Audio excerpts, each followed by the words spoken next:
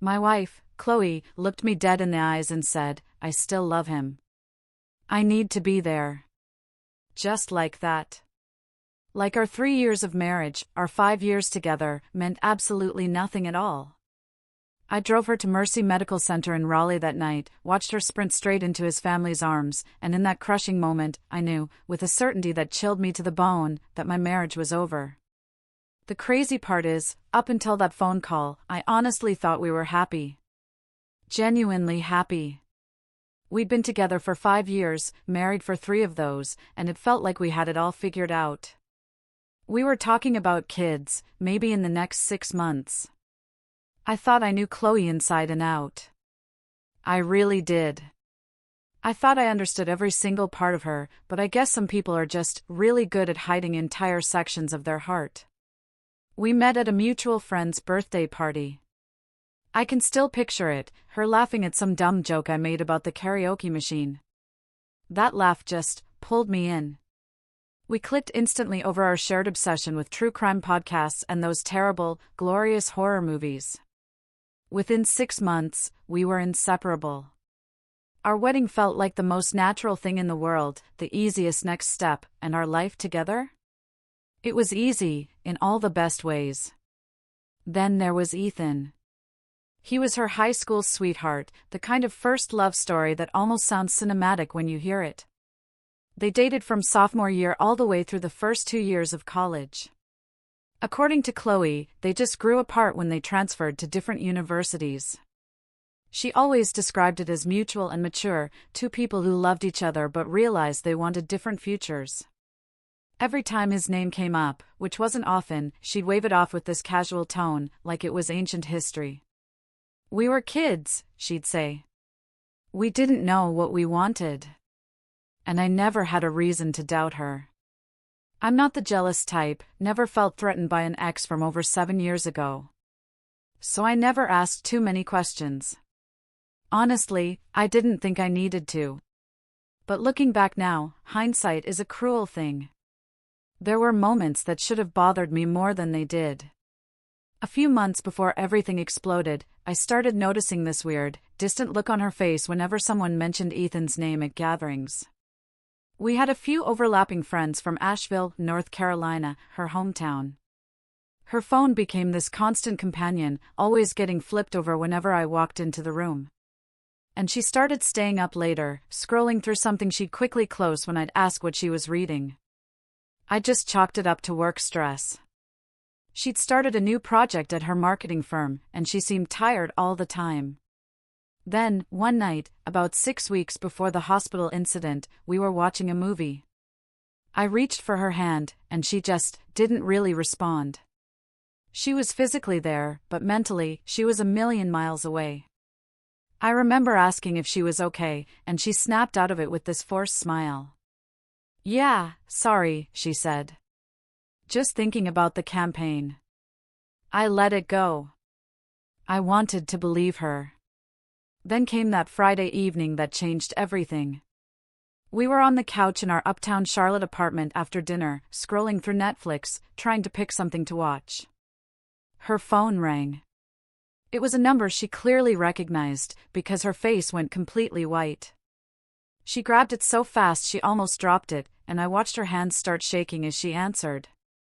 I couldn't hear the other person, but I heard her voice crack. "Please tell me he's alive. Please." My stomach dropped before I even knew what was happening. She listened for maybe 20 seconds, then covered her mouth with her free hand, tears already streaming down her face. When she hung up, she could barely get the words out. "It's Ethan. There was a serious car accident. They said, it's bad." I felt this weird mix of sympathy and confusion. Why was she this destroyed over an ex from almost a decade ago? But then she hit me with the line that I'll probably replay in my head for the rest of my life. She grabbed my arm, hard enough to leave marks, and said, "I still love him. I need to be there. Drive me now." It wasn't a request. It was a demand. The way she said it, zero hesitation, zero awareness of what those words would do to me, felt like someone had reached into my chest and ripped out something vital. I just stood there for a second, trying to process if I'd heard her correctly. She was already grabbing her purse and keys, like my response didn't even matter. My brain was screaming at me to say no, to ask what the hell she meant by that, to do literally anything but agree. But my body went on autopilot. I heard myself say, okay, even though nothing about this was okay. The drive to the hospital was maybe 20 minutes, but it felt like hours. She didn't say a single word to me, just stared out the window, crying silently, while I gripped the steering wheel so hard my knuckles went white. I kept thinking, if I refused to drive her, I'd be the bad guy. The heartless husband who couldn't understand a crisis. But if I did drive her, then I was basically accepting that her first instinct in a tragedy was to run to another man. There was no winning here, and I knew it. But I kept driving, because some part of me still wanted to be the good husband, even though she just admitted she loved someone else. When we pulled up to the emergency entrance at Mercy Medical Center, she didn't even wait for me to fully stop before she was out of the car, sprinting toward the automatic doors.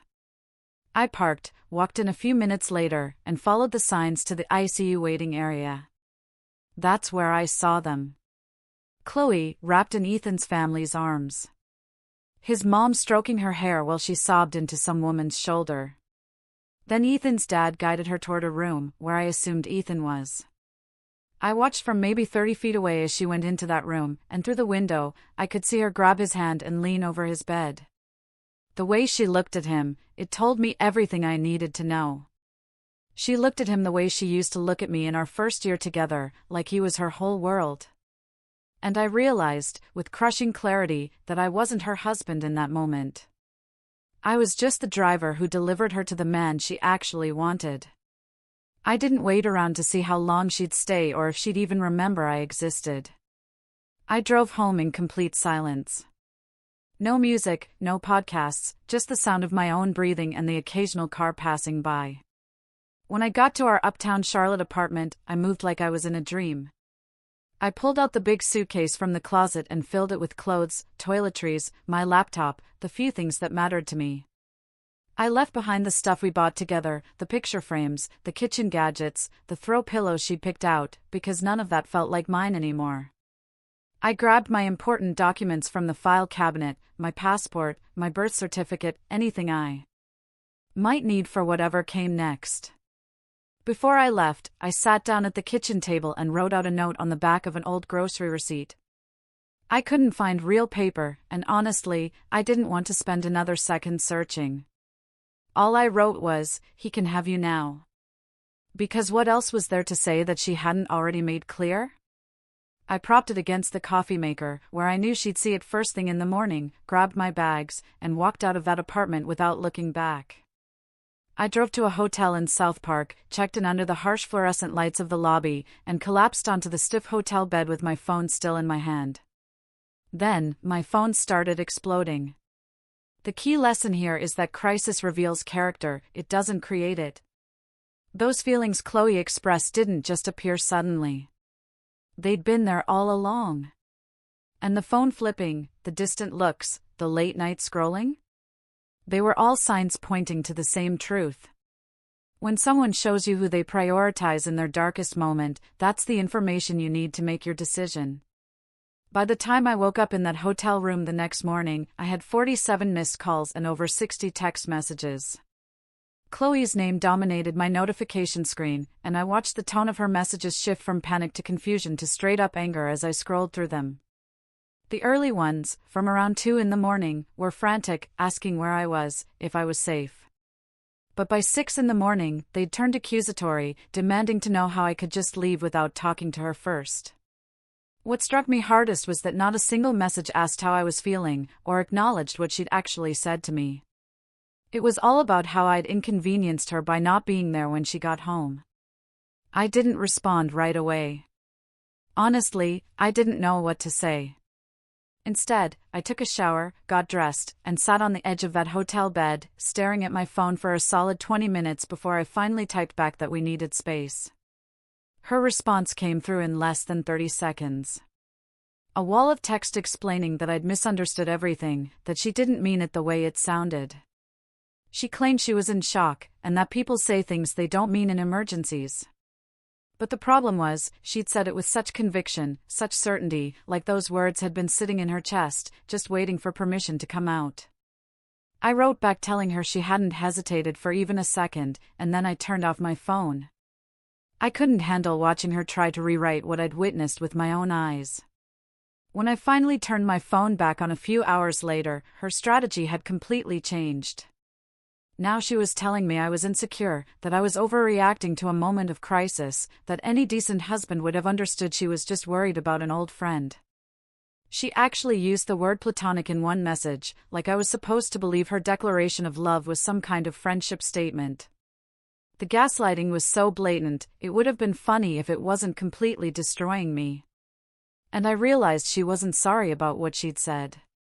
She was angry that I wasn't playing along with whatever revised version of events she was trying to sell. By Sunday afternoon, the social pressure started rolling in. Her best friend, Olivia, sent me a long message about how Chloe was devastated and how I needed to stop being stubborn and come home. 2 of our mutual friends from her side called me, asking what happened. I could tell from their tone that Chloe had fed them some sanitized version where she'd had a family emergency and I'd just abandoned her in her time of need. I didn't defend myself, because honestly, I was too tired to explain, and part of me wanted to see how far she'd take this narrative. My brother called that evening, asking what the hell was going on because everyone was saying I'd left Chloe at a hospital. When I told him the actual story, with the exact words she'd used, he went quiet for a long time before telling me that wasn't what people were hearing at all. The only person who seemed to smell something off was my best friend, Liam. We met for coffee on Monday morning before work in downtown Charlotte, and I laid out everything exactly as it happened. No edits, no softening the blow. Liam listened without interrupting. When I finished, he leaned back in his chair and said, "That doesn't track. Something else is going on here." And I felt this wave of relief, that at least one person believed me. He reminded me that Chloe had been weird for months, distant and distracted. He mentioned that his girlfriend had heard through the grapevine that Chloe used to talk about Ethan like he was the one that got away. I'd brushed off those comments at the time as just nostalgic reminiscing, but now they felt like breadcrumbs leading to something I'd been too trusting to see. That conversation with Liam planted a seed I couldn't shake. I started replaying moments from the past year. Little things that hadn't seemed important at the time, but now fit into a pattern. The way she perked up when someone mentioned Ethan got engaged about 15 months ago, and then how she'd seemed almost relieved around 10 months back when we heard through mutual friends that the engagement had been called off. The weekend trip she took to Asheville, North Carolina, without me about 4 months ago, claiming it was just a getaway with old friends. Now I was wondering if Ethan had been anywhere near that town. The late-night phone calls she'd taken in the bathroom, saying it was her mom having insomnia and needing someone to talk to. I wasn't planning to go looking for proof. Honestly, I didn't want to become that person who snoops through their spouse's things. But life has a funny way of handing you answers when you stop searching for them. On Tuesday evening, I stopped by our uptown Charlotte apartment while Chloe was at work to grab some more of my clothes. Her laptop was open on the kitchen counter. I wasn't trying to snoop, I was literally just walking past it to get to the bedroom.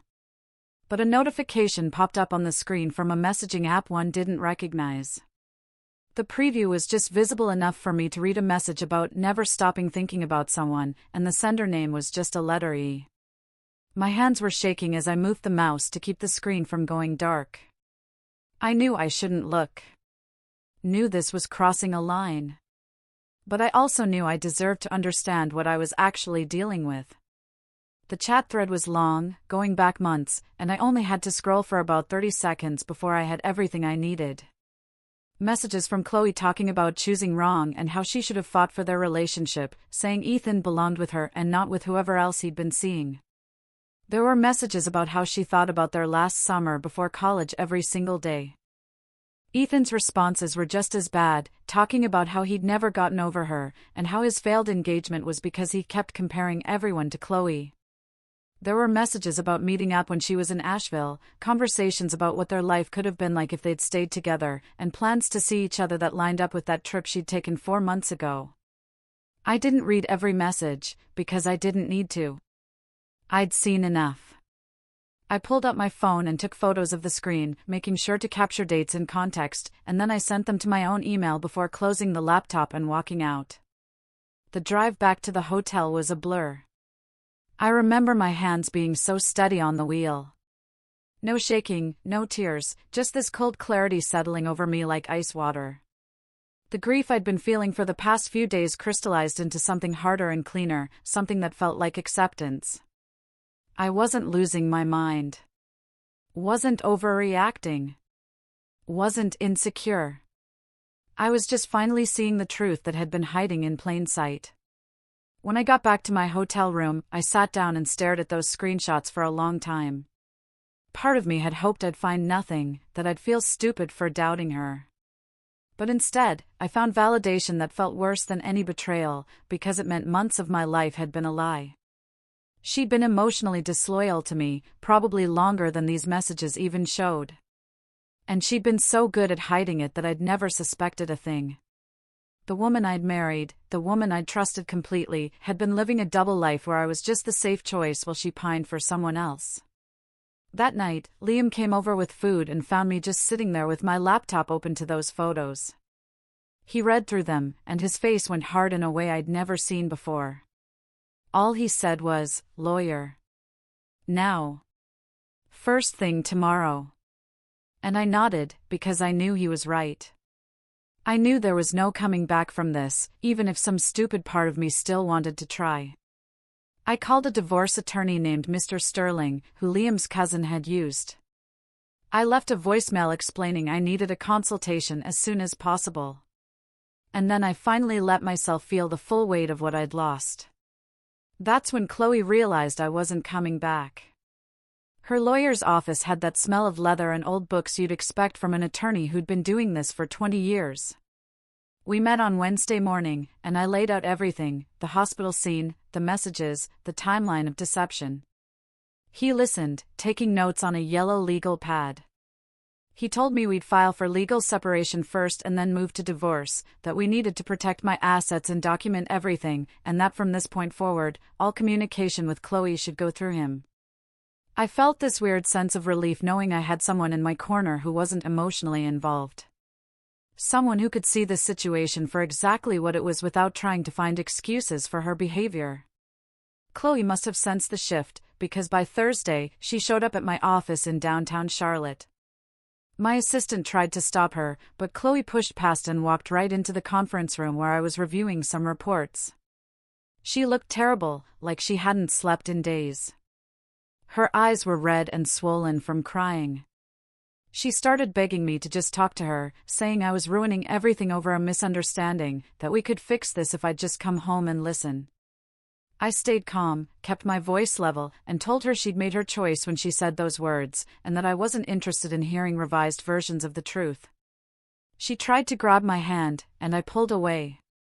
I watched something shift in her face, from desperation to anger. She accused me of being cold and unforgiving. Said I was throwing away our marriage over one moment of panic. I just looked at her and said, "You chose him. Own it." And watched her face crumble. Security escorted her out after that. I had to sit in my car for 20 minutes before I could drive, because my hands wouldn't stop shaking. Part of me felt guilty for being so harsh, but the larger part knew that any softness I showed her would be interpreted as weakness, as an opening to manipulate me back into playing the role of the understanding husband. I'd been that person for too long already, and it had gotten me nowhere except sitting in a parking lot trying not to have a breakdown. The truth started coming out on its own, without me having to do anything. A few weeks later, one of our mutual friends saw Chloe having lunch with Ethan at a cozy cafe in Noda. And apparently, they weren't exactly hiding their familiarity with each other. By then, Ethan had recovered enough from his injuries to be out and about, looking healthier than anyone expected given how serious the incident had been. Word spread fast through our social circle, and suddenly people were reassessing the narrative Chloe had been selling them. My brother called to apologize for doubting me at first, and even Olivia sent me a message admitting she'd suspected Chloe still had feelings for Ethan, but hadn't felt it was her place to say anything. Ethan himself seemed completely unbothered by the chaos, posting photos on social media of himself back to normal life, with Chloe visible in the background of more than one shot. The legal process moved forward, and we ended up in mediation about 6 weeks after I'd left. Chloe brought her own lawyer, and the four of us sat in a conference room that felt too small for the amount of tension it was holding. Her attorney tried to paint me as the villain who'd abandoned his wife during a crisis, suggesting I owed her significant compensation for emotional distress. And that's when Mr. Sterling calmly pulled out printed copies of the messages I'd photographed.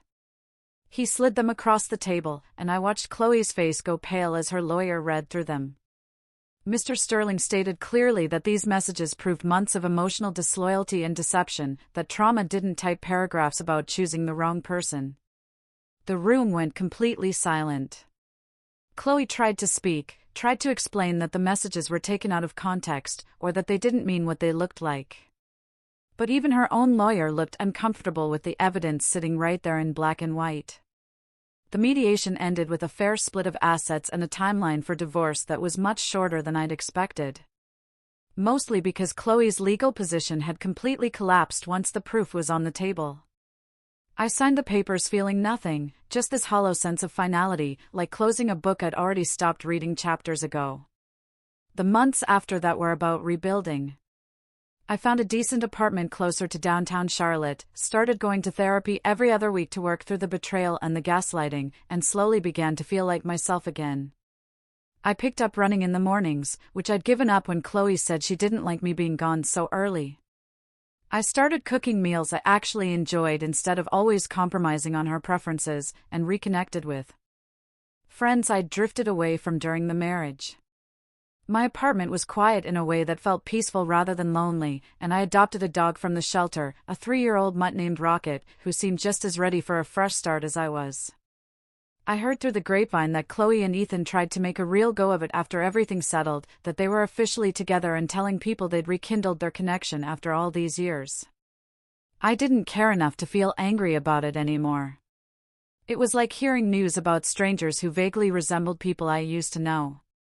Liam mentioned seeing them at a restaurant and said they looked tense, that the fantasy they'd built up in secret messages probably wasn't surviving the reality of an actual relationship. But I didn't want details, because they weren't my problem anymore. About 4 months after the divorce was finalized, I got a text from a number I didn't recognize. The message identified itself immediately. It was Chloe, writing from a new phone, saying that things with Ethan weren't what she'd thought they'd be, and asking if we could talk. She said she'd made a mistake, that she understood now what she'd thrown away. That the connection she thought she had with Ethan was based on nostalgia rather than reality. I read the message twice, felt absolutely nothing, and blocked the number without responding. There was nothing to say to her that would change anything, no conversation that would undo months of lies and manipulation. And I'd already wasted enough time trying to understand someone who'd never really chosen me in the first place. I realized, sitting there on my couch with Rocket's head in my lap, that Chloe had kept me as a placeholder, the safe, reliable option while she pined for someone she'd built into a fantasy. The pedestal she'd put Ethan on had finally broken under the weight of reality, but I was already gone by the time she figured that out. She'd wanted me to be there to catch her when it inevitably fell apart. Wanted me to play the role of backup plan one more time. But I'd learned that I deserved to be someone's first choice, or no choice at all. Ethan could have her now. And honestly, they deserved each other. I had my life back, my peace back, and for the first time in over a year, I felt like I could breathe without wondering what she was hiding. That was worth more than any apology she could have offered. Worth more than any explanation or second chance. Because I finally understood that the problem was never about me not being enough. It was about her never being honest about what she actually wanted. And now she'd have to live with that choice while I got to move forward without her. This story shows why self-respect means walking away when someone demonstrates you're not their priority. Regardless of how much history you share or how much you want to make it work, sometimes the kindest thing you can do for yourself is refuse to be someone's safety net when their fantasy collapses. What do you think about that?